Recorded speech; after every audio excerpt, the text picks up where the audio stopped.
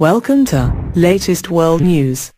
Voters will choose between two moderate nationalists in country's first democratic transfer of power.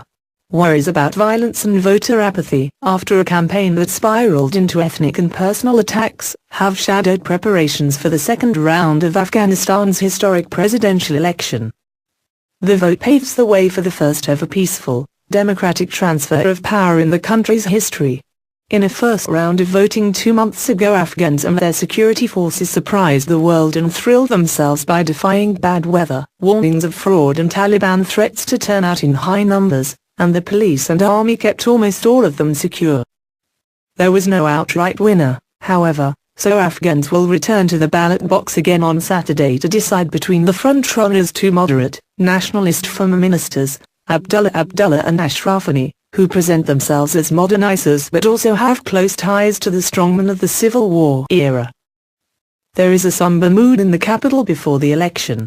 Almost no one, from analysts and diplomats to the candidates themselves, expect voters to turn out in the same strength as the first round, when authorities said more than 6.6 meters valid ballots were cast.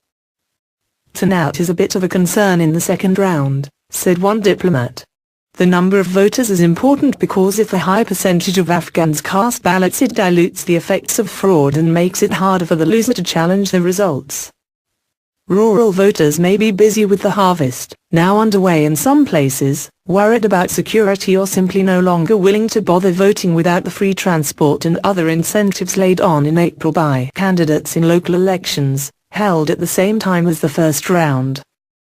The candidates say authorities have not resolved all the problems from April that led to ballot shortages in many places and hundreds of thousands of votes being cast out. I am concerned about systematic fraud and ballot shortages have not been addressed properly, said Abdullah, the candidate who was the frontrunner with 45% of the vote. He says he has deployed about 40,000 monitors to polling stations nationwide to look for cheating.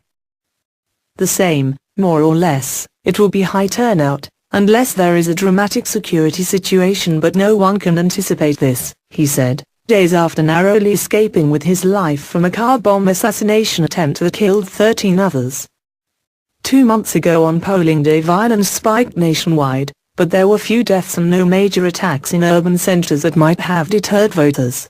The Taliban, apparently humiliated by their failure to disrupt the election, have since replaced their top military commander and promised bloodshed. But security forces say they have learned from the first round, and have even more restrictions and checkpoints in place. Kabul authorities shut roads into the city for everyone except election candidates and people with medical emergencies from Friday, and the streets were almost deserted apart from traffic jams at multiple checkpoints. They are prepared for an increased challenge to the process this time, and I think they can provide good level of coverage even if the attack numbers go up, said the U.S. Ambassador, James Cunningham. Voting day itself will be only the first hurdle.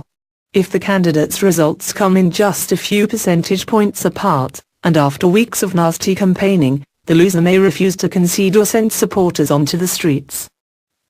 There might be questions, and most likely will be questions. But work together the two campaigns, because it is not only about who will be the winner, it's about the stability and the future of the country, said the top UN envoy Jan Kubis. Also be ready to accept the results.